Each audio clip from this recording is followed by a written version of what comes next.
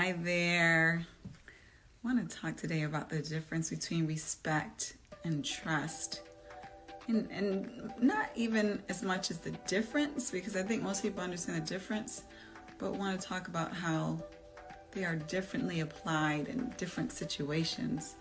I've been hearing a lot of mention lately, especially about respect, and different people have different concepts and appreciations of respect, and when to give it to others and when it should be applied or not, and even what it means. I believe that respect has different meanings for different people, and perhaps that is just a fundamental difference of primary, secondary meanings of respect. For me, a primary meaning of respect is how you are treating someone, the authority that you're giving that person to be who they are, and acknowledging them for who they are. That is how I see that fundamental definition of respect. I respect who you are. That means I'm acknowledging that you have the right to be who you are. A lot of times we use the word respect in a sense of, I really respect that person. I look up to that person. And to me, that's more admiration, in my opinion, of, I really respect that person. They do really good things in the community, or, they really treat people well. I have a lot of respect for them. Like that, obviously is another way we use respect. I see that as a secondary way of using respect. One that is very closely linked to admiration, how you admire someone and what they do. But that primary definition, that primary way of how we define respect, and I respect your decisions, to me is about me acknowledging you have the right to be who you are and do what you want to do with yourself. And so that to me is something that we all deserve. We all deserve a level of respect to be who we are, to be accepted as who we are.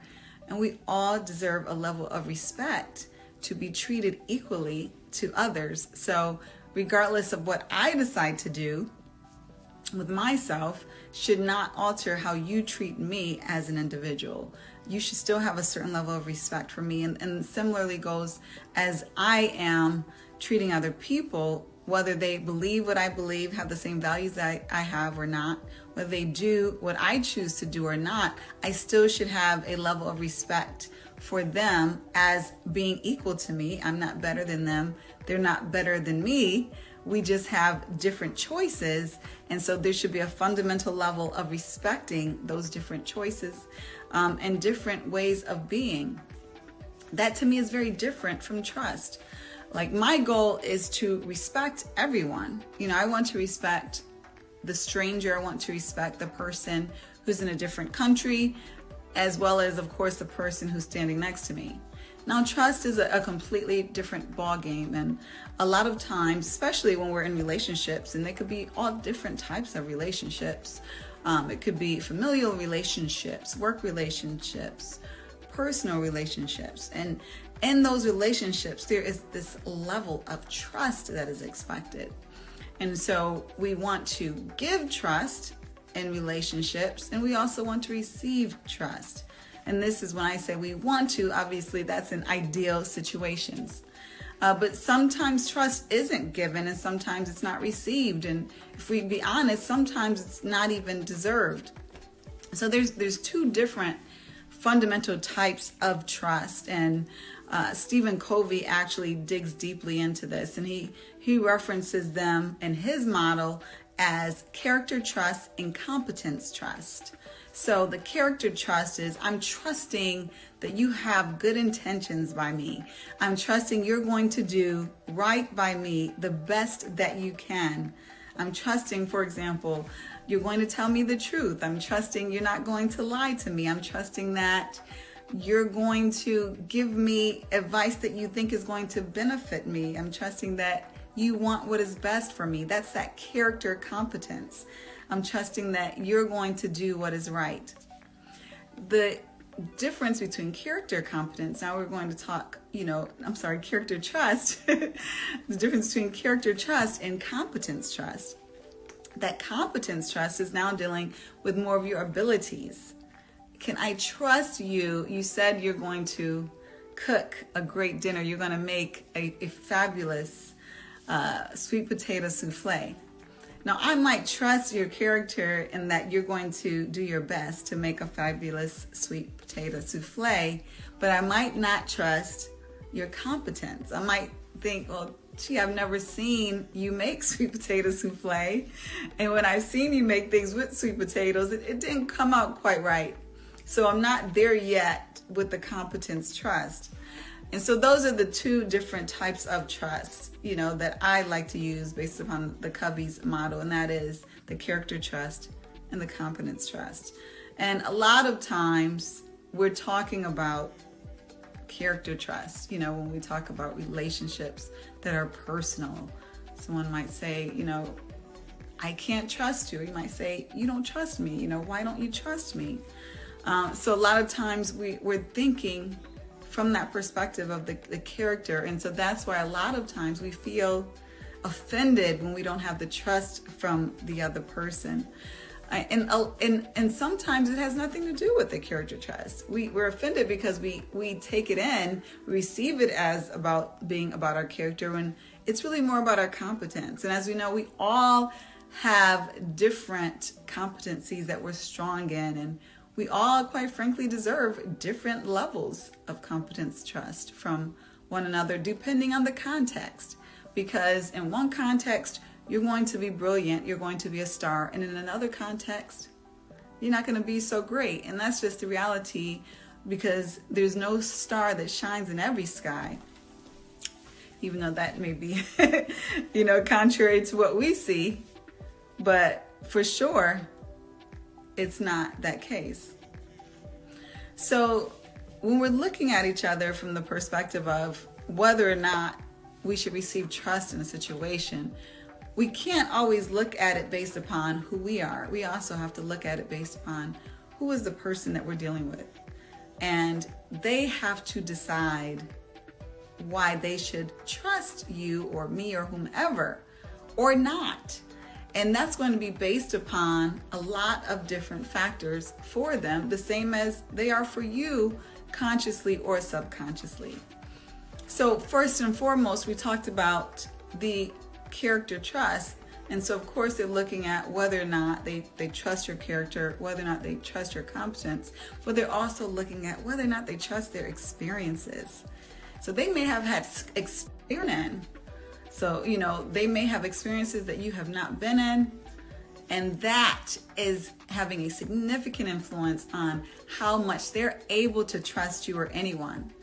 They might have had experiences with other people in relationships that may look like you, may talk like you, or may look nothing like you, but it just is the fact that last time they were in this situation, it didn't work out so well. And so a lot of times the trust has to do with their own experiences, whether or not they're going to render trust to you. Another factor other than experience, whether or not they're going to render trust to you, is standards, is expectations. What you think that person should deserve or that you plan to give may not be the standard that they have in mind. And so while you have the best of intentions, and they may have the best of intentions for you, your standards may be different. And so that can go into the character or the competence trust, because you might say, I'm going to do right by you. And from your perspective, doing right, what that means by your perspective, you're being honest. But that person's standard is up here, and and what you want to give is here. And so you have a disconnect. So it's not that they don't trust you as an individual to be who you are. They don't trust you to give them what they need. And so that's another component of trust. And so that's another reason why we really should not internalize someone else's distrust, because it's not about you. It's a 50-50. It's about their experiences. It's about their standards. And it's about their level of readiness to give that to you or anyone. So trust is something that has to be earned, while respect is something that everyone should receive. At least that primary definition of respect. We all should receive respect. But trust is something that we all should be required to earn by other people. And when I say earn, I use that in a very specific way. It does not mean that, well, because you have to earn my trust, that you're less than me, or, okay, you can't earn my trust until, you qualify. What it means is that earning is really more alignment. It's more alignment that your output is consistent with what I want my input to be, from a standard perspective, from a relationship perspective, understanding and agreement. And then, from, quite frankly, do I trust the character and the competence? But it's not just that. So there's an alignment that has to happen with trust that goes far beyond what someone is doing to you or what you're doing to them. It's about it's about an alignment that is unseen, an agreement of standards, an agreement of timing. It's about experiences, past experiences. So next time you feel like someone's not trusting you, don't take it personally. Don't take it personally. It means that either it's not the right timing, it's not the right alignment and standards of expectations. It's the wrong receiver. Sometimes it's the wrong receiver. Sometimes you're just not going to have that opportunity to serve that person or whatever the situation is, to interact with them on that level, because they're not giving you the trust. And that's just a reality. The trust is not meant for every relationship. Just as God says to guard your heart. That's specifically saying we all have the right. We all have the right to reserve trust as a privilege. There's 8 billion people on earth, and it shouldn't be a situation where anyone should be offended because they're not being trusted, because there's all of these other people who can trust them and may trust them. And it's all these other people also who have the prerogative to trust or not trust. And so trust is a gift. It can be a gift if that is what you want from someone. It can be a gift to receive or to give it. But as we know, all gifts are optional. There are no required gifts. So I don't have to give you trust. I don't have to look for your trust. And you don't have to give someone trust, the same as you don't have to fight for anyone else's trust. You don't have to earn anyone else's trust. You could not care. So your effort in earning someone's trust is up to you. And that's the powerful part about it. Like this whole trust dynamic, there are two people, and maybe more, depending on the dynamic, but in a standard relationship, there are two people, and both have equal amounts of power. There's the one who decides whether or not to trust, and there's the other person who is deciding, one, whether or not to make an effort to earn trust, and two, whether or not it's worth the wait, to earn that trust. And so while both parties are powerful, neither should be offended. Neither should be offended by the decision, or someone is going to say, it's not worth the wait for me to earn this trust. This person is not worth the wait for me to earn this trust. This relationship isn't worth the wait for me to earn this church. This trust. This relationship isn't worth the effort for me to earn this trust. And then the other person might say, you know what? This person isn't worthy of my trust. I don't think I'm ever going to be comfortable making this person worthy of my trust. And so regardless of what end the person is on, they both have equal justification in their decision. And that goes back to the respect, right? Because we're respecting both of them to make that choice. Respecting that person, if they want to spend 10 years working to earn that trust, that's their choice. Whereas if they say, I'm not going to spend another 5 minutes working to earn that person's trust in that relationship, that's also their trust, their choice. I think tongue twisted tonight. And vice versa. So that's an interesting, perspective, I think, of respect and trust and how we use them, and just looking at relationships as just really these voluntary dynamic interactions.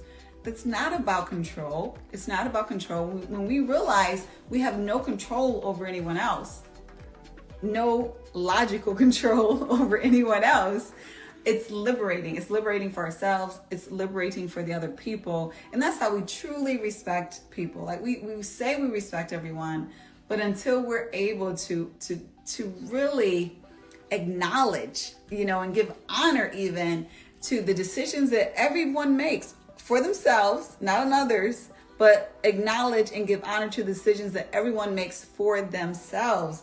That is when we're actually respecting who and what people are. It's not about you being aligned with them, connected with them. That's when you're going closer to trust.